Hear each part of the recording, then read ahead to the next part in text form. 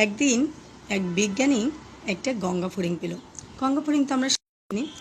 গঙ্গা ফড়িংটি পাওয়ার পরেই বিজ্ঞানী মনে মনে ভাবলো, এটাকে একটু দেখুই যে একটু ট্রেন করি, যদি আমার কথা শোনে। তারপরে কিছুদিন পরে গঙ্গা ফড়িংটিকে ওর বলাতেই গঙ্গা ফড়িংটি উঠতে লাগলো। বিজ্ঞানী মনে করলো, বাহ, এ তো ভালো ট্রেন হয়ে গেছে।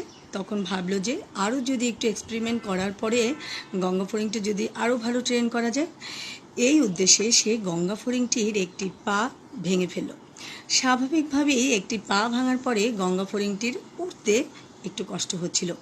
তখন বিজ্ঞানীটি মনে করলো, যাক বাবা, পা ভেঙে ফেললাম আর ওরাটা আস্তে আস্তে উঠছে কেন, যাক আর একটু এক্সপেরিমেন্ট করি, যদি একটা কিছু করতে পারি বিজ্ঞানী জগতে আমার একটা ভালো নাম হবে। এটা ভেবে বিজ্ঞানীটি গঙ্গা ফড়িংয়ের একে একে 4টি পাই ভেঙে ফেলল। 2টি পা ভাঙার পরে গঙ্গা ফড়িংটি যতটুকুই উঠতে পারছিল কষ্ট করে, 4টা পা ভাঙার পরে একদমই ওড়ার ক্ষমতাটা হ্রাস পেয়ে গেল।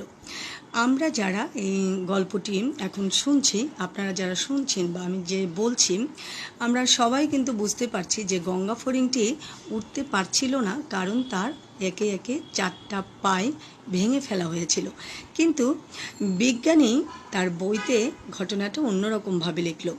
বিজ্ঞানী আগেই ভেবে নিয়েছিল যে এই গঙ্গা ফড়িংটি তার কথা মতো ট্রেন করেছে, এই জন্য গঙ্গা ফড়িংটি উঠছিল। তার মানে সে নিজের বইতে লিখে ফেলল যে গঙ্গা ফড়িংয়ের পা যদি ভাঙা হয় তার শোনার ক্ষমতা হ্রাস পায়। আমাদের জীবনেও কিন্তু এরকম ঘটনাই ঘটে। আমরা দুটো মানুষ একসাথে থাকার জন্য একটা সম্পর্ক তৈরি করি, কিন্তু যখনই বিভিন্ন ধরনের সমস্যা হয় তখন আমরা একে অন্যের উপরে এক্সপেরিমেন্ট করতে শুরু করি, থাকার জন্য, ভালো থাকার জন্য, সমস্যাগুলোকে দূর করার জন্য।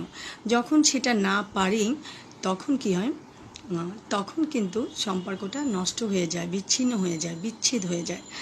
তখন একই গল্পের 2টা ধরন তৈরি হয় এই দুটো মানুষের কাছে।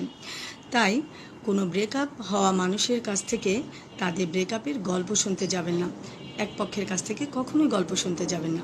তাতে হবে কি, গল্প আপনি যার কাছ থেকে শুনছেন সে একরকমভাবে বলছে, কিন্তু হয়তোবা আসল ঘটনাটা একটু অন্যরকম। সবাই ভালো থাকবেন।